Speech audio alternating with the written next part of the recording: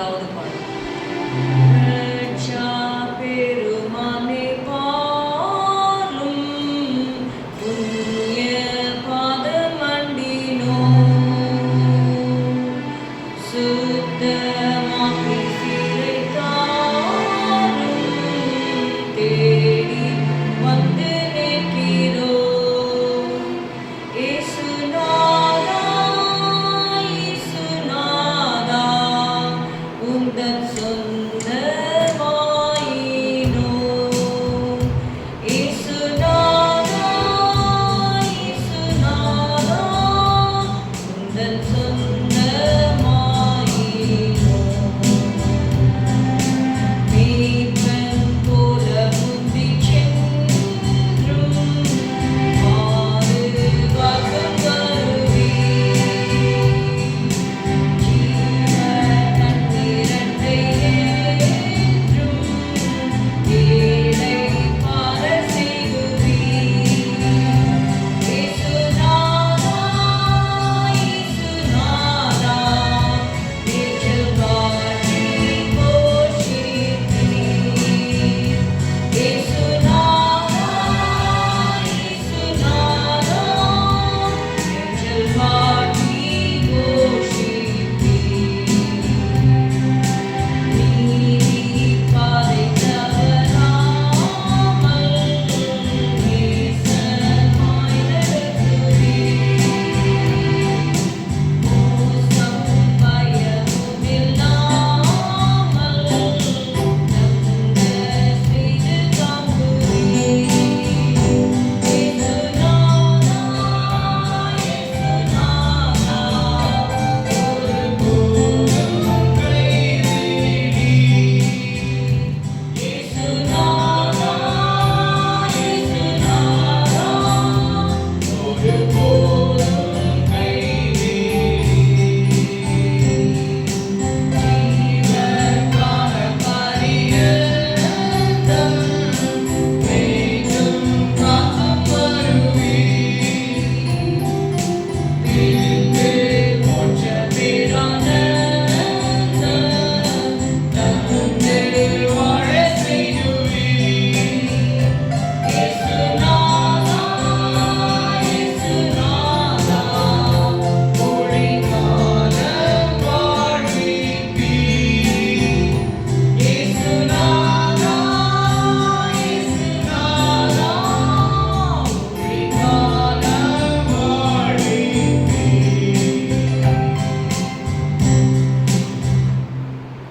162வது பாடலை பாடுவோம். 162 இன்ப கீதம் துன்ப நேரம்.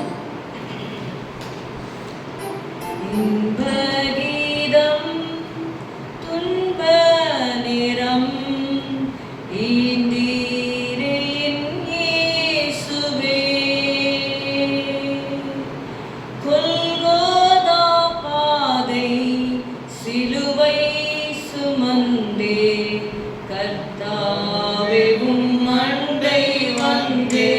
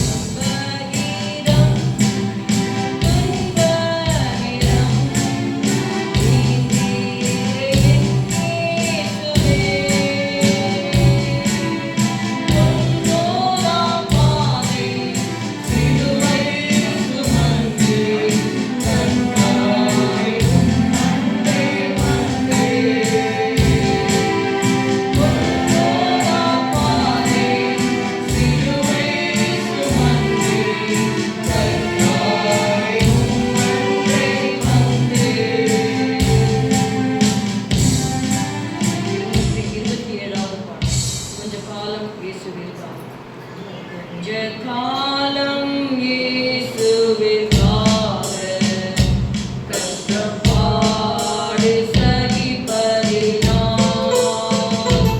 இந்த துன்பம் இன்பமாய் மாறும்.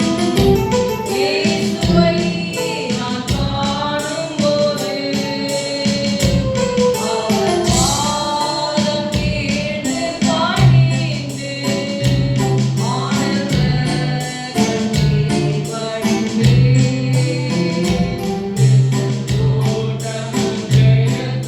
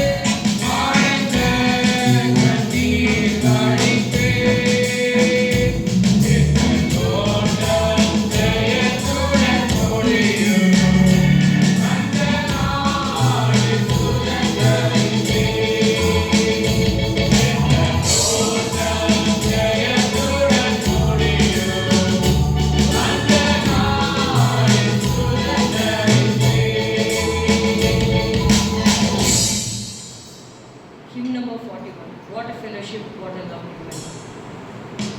What a fellowship, what a lovely wine, leaning on the everlasting arms. What a blessedness, what a peace of mind, leaning on the everlasting arms. Leaning, safe and secure from all alarms.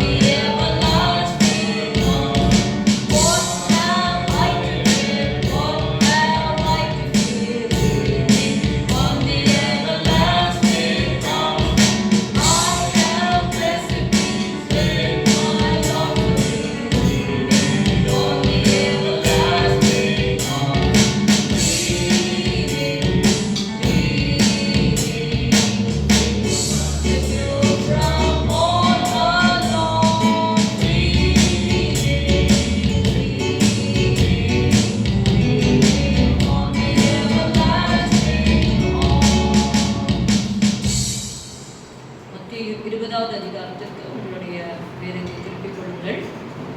அங்கே ஒரு உவமையை குறித்து இயேசு சொல்லுகிறார். பரலோக ராஜ்யம் வீட்டு எஜமானாகிய ஒரு மனுஷனுக்கு ஒப்பாயிருக்கிறது. அவன் தன் திராட்சை தோட்டத்துக்கு வேலையாட்களை அமர்த்த அதிகாலையிலே புறப்பட்டான்.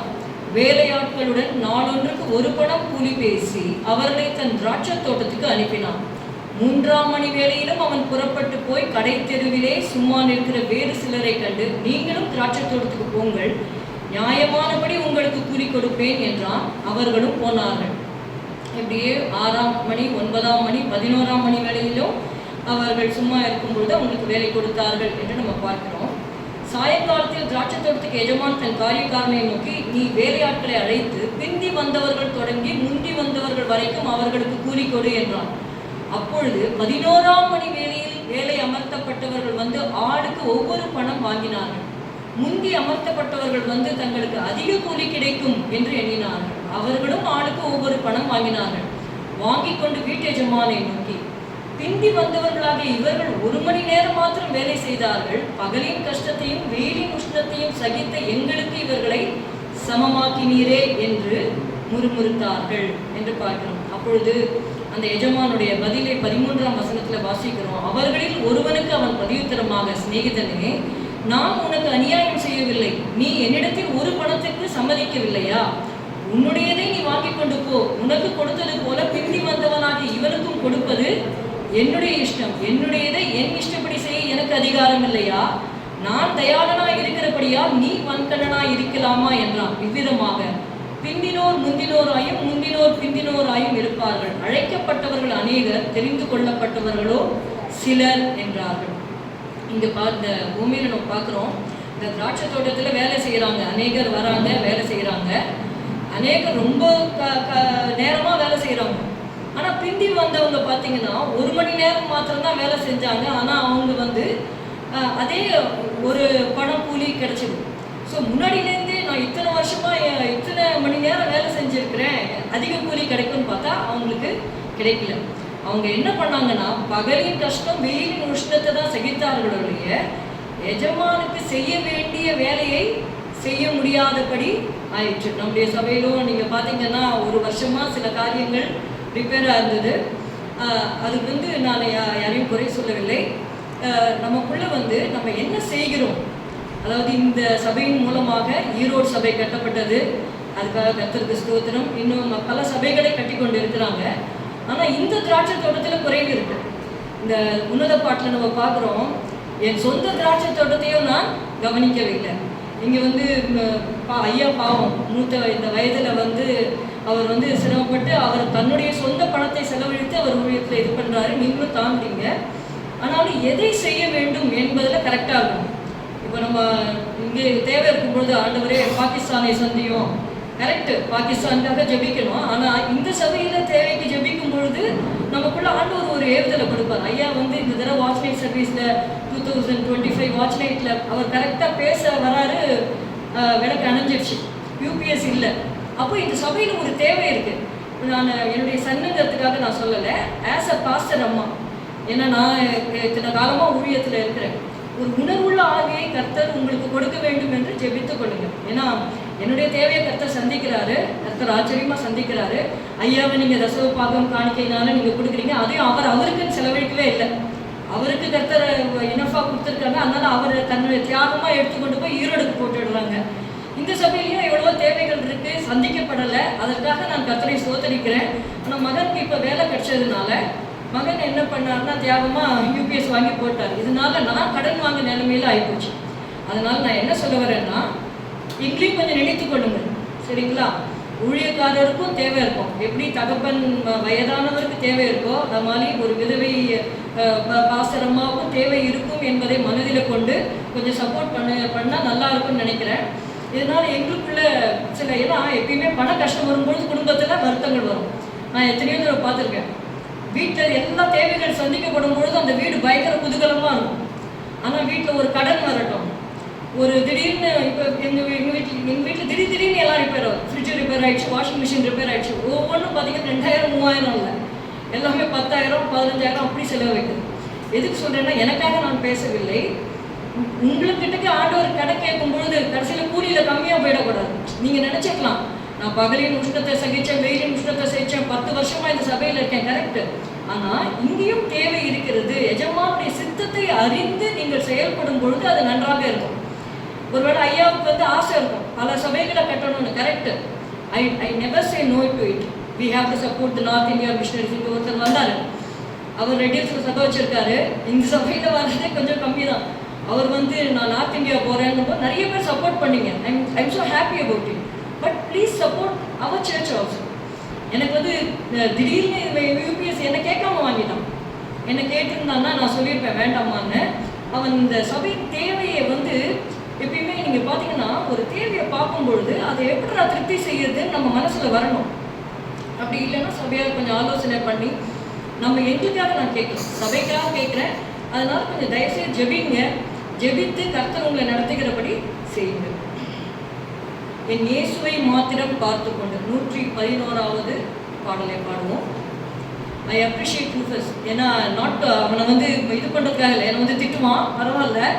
இருந்தாலும் ஆஸ் அ பாஸ்டர் அம்மா I am so happy about his. அவனுடைய எண்ணங்களுக்கு நான் மதிப்பு கொடுக்குறேன். அவனே சொன்னான் நிறைய செலவழிக்க முடியாது, ஏன்னா பெங்களூரில் இருக்கும்பொழுது அதிக செலவாயிடுச்சு.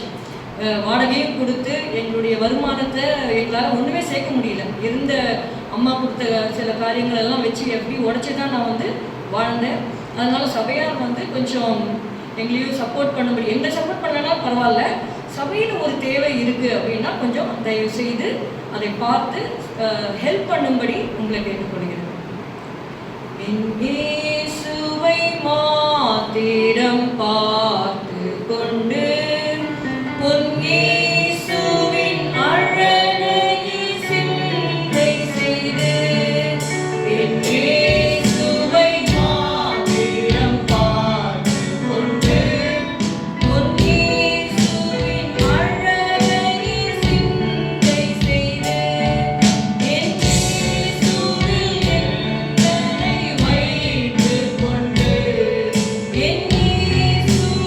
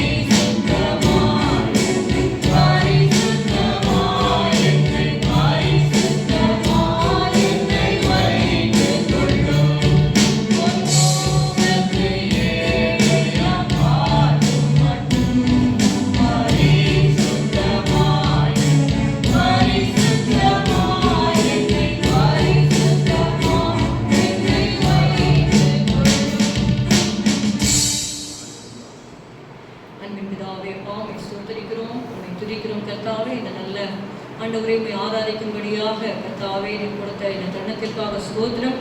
ஆண்டவரே அப்பா, அந்த கடைசி நாளிலே ஆண்டவரே அநேகர் வந்து உங்களுடைய நாமத்தினாலே தீர்க்க தரிசனம் சொன்னோம் அல்லவா என்று சொல்லும் பொழுது, அக்கிரம செய்கைக்காரரே என்னை விட்டு அகன்று போங்கள், உங்களை நான் அறியேன் என்று ஆண்டவரே உங்களுடைய சித்தம் செய்யாதவர்களை நோக்கி நீ செய்வீரப்பா. ஆண்டவரே நாங்கள் அப்படி இல்லாதபடிக்கு எதை செய்தாலும் இது தேவனுடைய சித்தமா என்று சொல்லி உம்முடைய சித்தத்தை அறிந்து நாங்கள் செயல்பட ஆண்டவரே எங்களுடைய வேலைகள் பொன்னாக இருக்கணும், வெள்ளியா இருக்கணும் கர்த்தாவே. ஆண்டவரே வெக்கோலாக மரமாக இருந்து அது எரிந்து போகிறதற்கு ஏதுவாக இல்லாதபடிக்கு தயவு செய்து எங்களையும் சபையாரையும் காத்துக்கொள்ளும்படி ஜெபிக்கிறோம். இயேசுவின் நாமத்தில் பிதாவே.